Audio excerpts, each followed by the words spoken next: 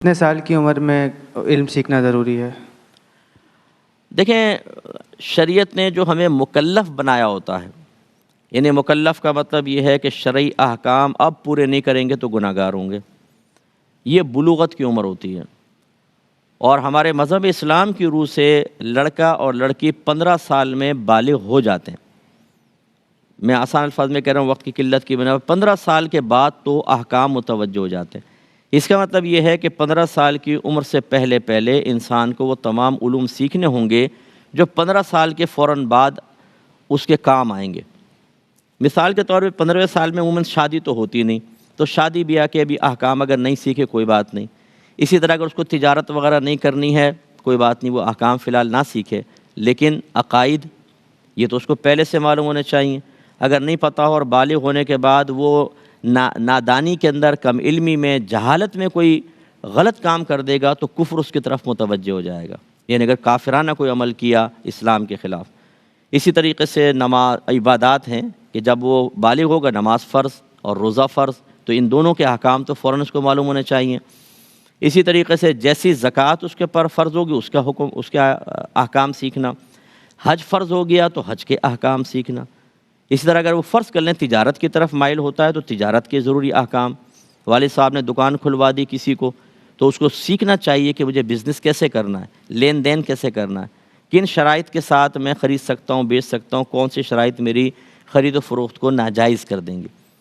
تو یہ یقینی سی بات ہے، جب ایک فیوچر پلان ہمارے سامنے ہوتا ہے کہ 15 سال کے بعد اس چیز کی ضرورت ہے تو ہمیں پہلے سے تیاری کرنی چاہیے۔ اور غور کریں تو نبی کریم صلی اللہ علیہ وسلم نے اس حدیث میں اسی طرف اشارہ فرمایا کہ جب تمہارا بچہ 7 برس کا ہو جائے تو اس کو نماز کا حکم دو، اور 10 برس کا ہو جائے تو مار کر نماز پڑھاؤ۔ حالانکہ نہ 7 برس میں وہ بالغ ہے نہ 10 برس میں ہے۔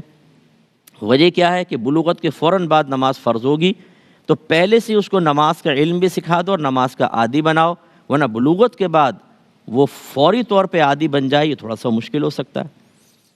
اور جب یہ فرمایا کہ 7 برس کا ہو جائے تو نماز کا حکم دو، تو اس کا مطلب یہ ہے کہ نماز کا حکم تو اسی کو دیں گے جس کو نماز پڑھنی آتی ہوگی۔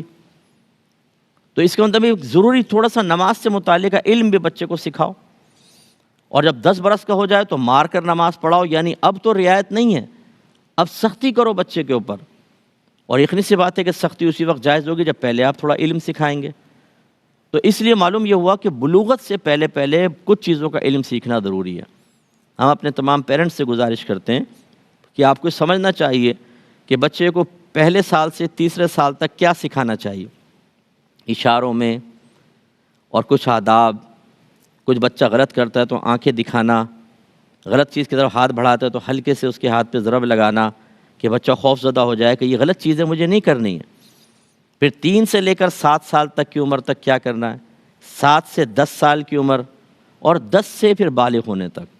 اسٹیپ وائز ہمیں سمجھنا چاہیے کہ کیا کیا چیزیں وقت آنے سے پہلے ضروری ہیں کہ اس کو سمجھایا جائے۔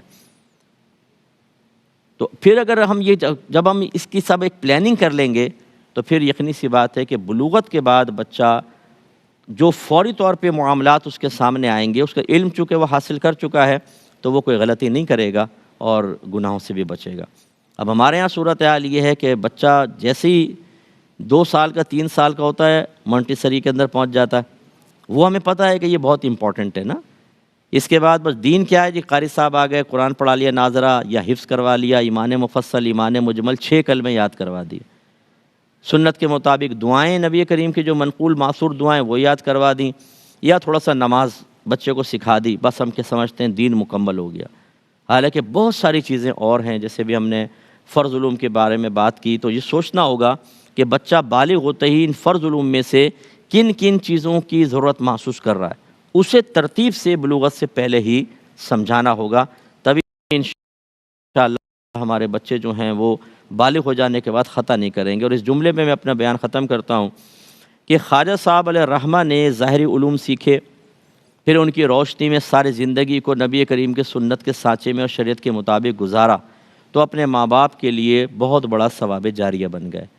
اگر ہم خواجہ صاحب کی سنت پر عمل نہیں کریں گے اور علم نہیں سکھائیں گے تو یاد رکھیں کہ بالغ ہونے کے بعد ہمارے بچے جتنے بھی گناہ کریں گے، اگر ہماری اس میں عدم تربیت اور علم نہ سکھانے کا دخل ہوا تو وہ ہمارے لیے گناہ جاریہ ہوگا۔